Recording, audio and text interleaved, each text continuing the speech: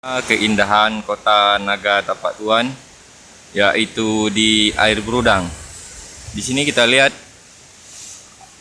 tempat objek-objek wisata yang memang belum banyak diketahui orang. Kita bisa lihat betapa indahnya laut, gunung,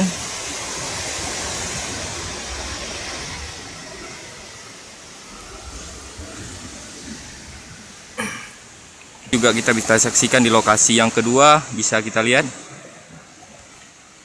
bisa kita yang hobi-hobi mancing di sini lokasi cukup bagus,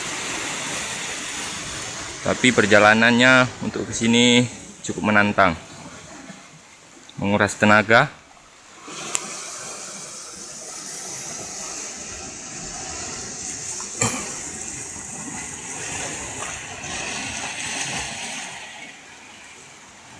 Gimana? Betapa indahnya kota Tapak Tuan. Oke, sekian dan terima kasih.